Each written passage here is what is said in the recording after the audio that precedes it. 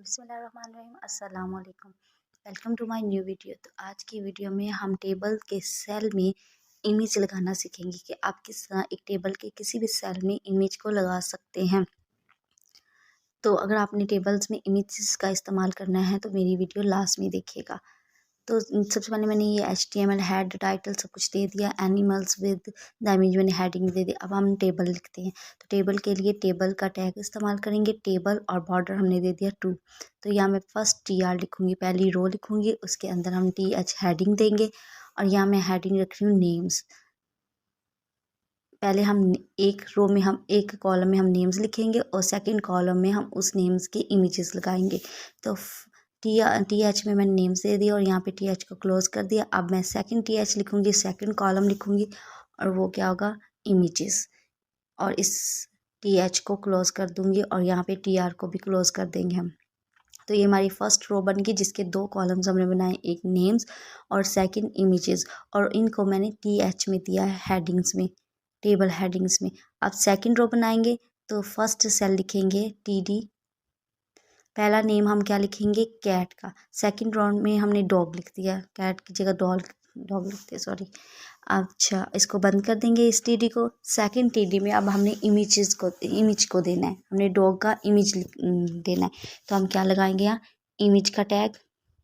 तो इमेज का टैग कैसे लगाते हैं, इमेज SRC लिखते हैं, इक्वल लिखते हैं और डबल कोटेशन लिखते हैं। और यहाँ पे हम या तो इमेज की लोकेशन देते हैं कि इमेज कहाँ पड़ेगी, नहीं तो अगर हमने सेम फोल्डर में इमेज को रखा हुआ है तो हम उसका जस्ट नाम लिखेंगे। यहाँ पे मैंने इस फाइल और इसी इमेज को एक ही प्लेस पे स्टोर किया, मतलब डेस्कटॉप पे, तो मुझे लोकेशन देने की ज़रूरत नहीं पड़ेगी। तो यहाँ पे मैं एक्सटेंशन देख लेती हूँ जो कि है JPG। तो डॉग डॉट, मैंने जो पिक का नाम रखा है वो डॉग है और उसकी एक्सटेंशन हमने वहाँ से देख ली थी।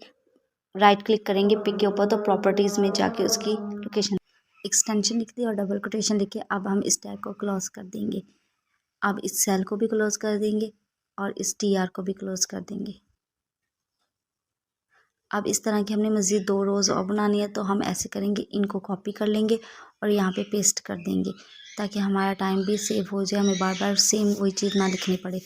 तो यहाँ पे मैंने पेस्ट कर दिया। यहाँ पे एक और रो को पेस्ट करेंगे,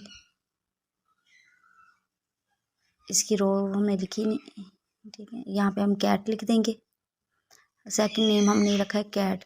हम एनिमल्स विद देयर इमेजेस लिख रहे हैं तो हमने एनिमल्स तो लिए, एक डॉग लिया, एक कैट लिया। यहाँ पे हम थर्ड रो को भी कर लेंगे, यहाँ से हम रेज कर देंगे डॉग और यहाँ पे हम हॉर्स लिख देंगे। अब हम इनके इमेजेस को चेंज करेंगे।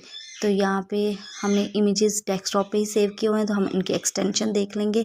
यहाँ से अगर आपने लोकेशन देखनी है तो लोकेशन के आगे भी लोकेशन यहाँ से कॉपी पेस्ट कर सकते हैं, लेकिन हमें लोकेशन देने की ज़रूरत नहीं है क्योंकि हमने सेम जगह पे ही रखा हुआ है। अगर हम अलग अलग फोल्डर्स में रखते हैं तो फिर हमें लोकेशन देने की ज़रूरत पड़ती। तो यहाँ पे कैट के नाम से मैंने इमेज को सेव किया हुआ है और उसकी एक्सटेंशन भी JPG है, तो हम उसको लगा लेंगे। अब यहाँ पे मैं हॉर्स का इमेज भी देख लेती हूँ, इसकी एक्सटेंशन भी देख लेते हैं, इसकी एक्सटेंशन भी JPG और नेम इसका हॉर्स है। तो यहाँ पे हम इमेज का नेम लिख देंगे horse.jpg। इस यहाँ पे हम टेबल को बंद कर देंगे। हमारे पास 3 रोज़ बन गई जिनमें 2 कॉलम्स हैं और यहाँ पे बॉडी को क्लोज कर देंगे और HTML को क्लोज कर देंगे। अब इस फाइल को सेव करके देखते हैं कि हमारा रिज़ल्ट क्या है।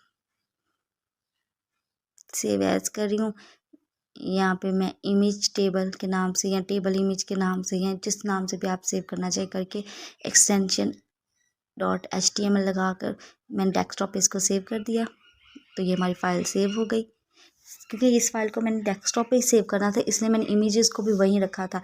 अगर मैंने इसको किसी और फोल्डर में सेव करना तो मैं इमेजेस को भी उसी फोल्डर में रखती, लेकिन अगर ना करती तो फिर मुझे लोकेशन देनी पड़ती। तो मैंने लोकेशन नहीं दी, मैंने जस्ट उनके नेम लिखे हैं क्योंकि मैंने दोनों चीज़ें डेस्कटॉप पे ही सेव की हैं।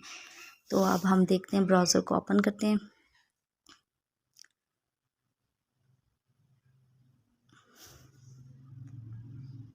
तो ये देखिए हमारे पास एक पूरा टेबल बना जहाँ एक नेम लिखा हुआ है और दूसरे में इमेज लिखे हैं और डॉग कैट और हॉर्स लिखे।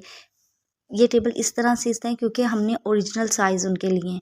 जैसे ही हमने नेट से उठाए थे हमने वैसे ही उसको वहाँ पे लगा दिया, तो उनका जो ओरिजिनल साइज़ था नेट पे वही शो हुआ है। तो अब हम क्या करेंगे कि ये छोटा हो जाए, मतलब ये अजीब लग रहा है, तो हम इमेजेस की विड्थ और हाइट को कम कर देंगे।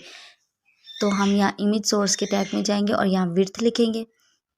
तो मैं अपने टेबल के अकॉर्डिंग मैं जितना टेबल चाहती हूँ, जितना इमेज चाहती हूँ, तो मैं 50 लिख देती हूँ इसकी विड्थ, और मैं हाइट भी इसकी 50 रख देती हूँ। इसी तरह मैं तीनों की चेंज कर दूँगी।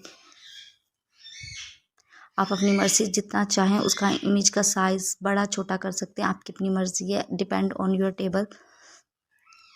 तो मैं इनको कॉपी कर लूँगी और यहाँ पे पेस्ट कर दूँगी। जब आपने सेम चीज़ लिखनी है तो आप बेहतर है कि कॉपी पेस्ट ही कर लिया करें, ताकि आपका टाइम भी बच जाता है और इस तरह बार बार आपको राइट भी नहीं करना पड़ता है। तो यह मैं दोनों रोज़ में भी चेंज कर लूँगी। तो मैंने तीनों इमेजेस के साइज़ जो थे वो सेम ही रखे हैं, इनकी विड्थ और हाइट सेम ही रखी है। तो अब मैं इसको सेव करके हम चेक करेंगे। तो ये देखें, हमारे पास एक टेबल तैयार हो गया जिसमें हमने 2 कॉलम्स बनाए हैं और 4 रोज़ बनाई हैं।